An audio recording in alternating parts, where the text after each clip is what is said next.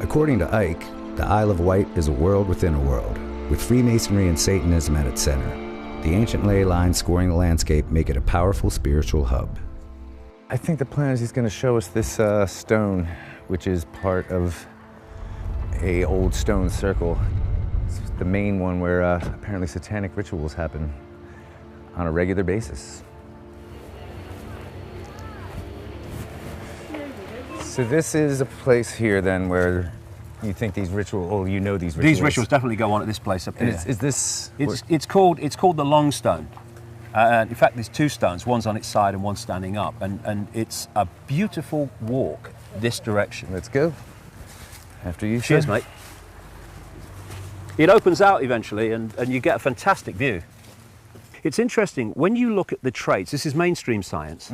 When you look at the traits of what we call the reptilian brain, reptilian genetics, which we all have, one of the traits is an obsession with ritual. So when you look at all the pomp and ceremony of the royal family, you know, with Buckingham Palace and all this stuff, and all the ceremonies and the guards and the horses and the colours, you're looking at ritual. But you say that the people that actually live on the island are part of this. There are people, there's a network on the island that are... Big time. I mean, the Isle of Wight is a beautiful place, and if you pick up the higher levels, the vibrational levels of it, it's a very pleasant place to be. But my goodness me, there is a network of Freemasons, Satanists and paedophiles that run this island. And this is they run its police, government, the government, everything. So we're almost here at the top. Oh, see nearly. There it is. The Long Stone. There we go. It's funny, you know, you come on a day like this. It's a nice day, and there's families around, and you see these stones. You could see these on May the 1st, Halloween, that kind of, in these ritual periods of the year. And you'd be a totally different story. You would see something very different. So Yeah. this is the center point of this energy then, Yeah. that they're trying to tap into. What they would do, among many other things, you'd have them in their robes and hoods all around here, and you probably have, you would have the sacrifice on the slab This is here. the altar. This is their altar, yeah. And what they're doing, it's horrible, but let's get the truth out. What they're doing is manipulating the sacrifice. The sacrifice knows the sacrifice is coming, and who's going to help them? Look, Right. at midnight or something. No one. And what they then do is they sacrifice the victim, and they drink the blood immediately, which has this chemical substance in it, and they go crazy. I mean, you know, I've talked to people who've been at these rituals, and how once the sacrifice happens and the blood runs, these people go crazy with blood.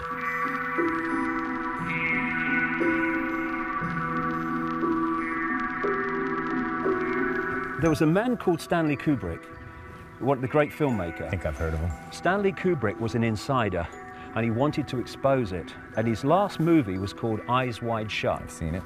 Now, Eyes Wide Shut, he died very, very soon after it was presented to executives at the film company, and was given no fanfare whatsoever when it came out. It just disappeared. The hell out of it as well. Yes, they did. They took 25 minutes out of it, which he refused to do. Now, he filmed a ritual with Tom Cruise in it, in which I only know more recently was a Rothschild mansion.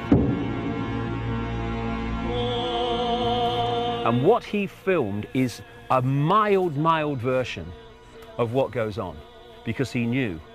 And you had the colours. You have most people in the ritual in Eyes Wide Shut were in black. The main guy was in red. Here we go again. Yeah. You had the orgies going on, and you had the people being killed, the lady being killed. But that was such a mild version. I don't know what was in the 25 minutes they took out, mind, because the real version is that there's blood everywhere.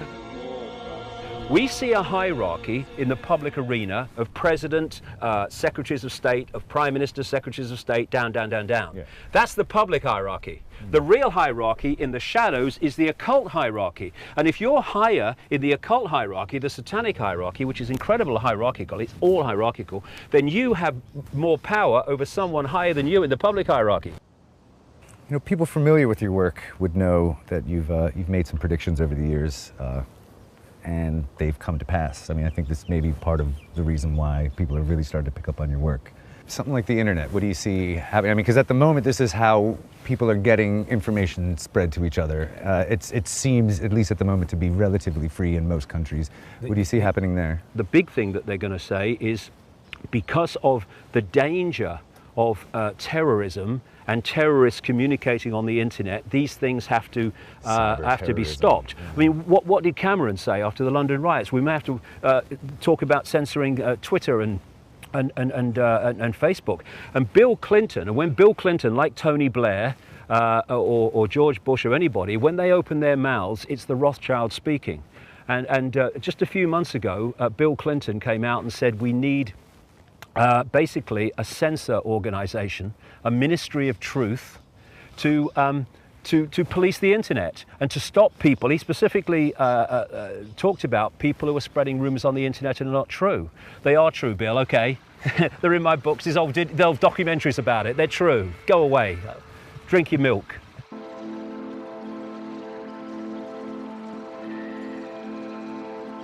Do people just turn up at your door, though? I'm sure you have fans that well, they find do. out where... Yeah, I hope they're not fans. I hope they're not followers or they're not listening. But yeah, I have people come quite a lot, yeah, from time to time. I'm a very private person, you see. It's one of the strange things about my life, really. I guess you call it a paradox, but I suppose it is, really. And that's that almost everything I've done in my life has been a public profession. I was a footballer. Then I became a journalist and a television presenter. Then I was a national spokesman for the Green Party. Then I did this, of course. And yet I'm an incredibly private person. And you know, I talk to thousands at an event, and I love it. I just love being there. It's like being in another reality. There's a massive interaction going on energetically between the audience and me. You feel what humanity is behind the programming and behind the false sense of limitation and I can't and little me. You feel the true magnitude of what we are coming off the audience. What we need is not compliance, we need a non-comply dance. Where we beat to a different drum and we dance to a different drum.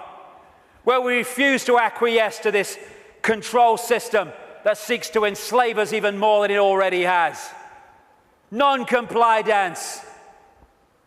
Do this, comply. No. No. Enough. It's time to fly. It's time to fly. Thank you very much.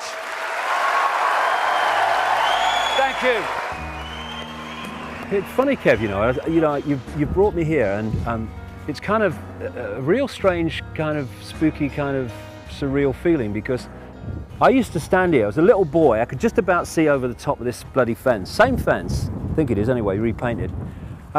And I used to watch the steam trains come up, and I wanted to be a footballer, and I wanted I love steam trains and all the rest of it. And nearly 60 years later, I'm standing in the same spot, and I've been talking to you about a moon bloody matrix, shape-shifting reptilians, a few families run the bloody world. I mean, whatever happened to you? Just keep watching the steam trains. All the trouble you've got me into. And it's just a strange where life goes. You never know where it goes, so all you can do is enjoy the moment. And I love this moment when I was watching them steam trains. I was in my heaven. And standing here, I'm in another kind of heaven, because given what happened 20 years ago and many years after that, I was ridiculed in the street, called a nutter, and I couldn't fill a phone box. And now suddenly it's so different. It just shows that if you keep walking and believing what you're doing, then something comes out the other end, and it's just beginning to. Even within conspiracy circles, David Icke is a controversial figure.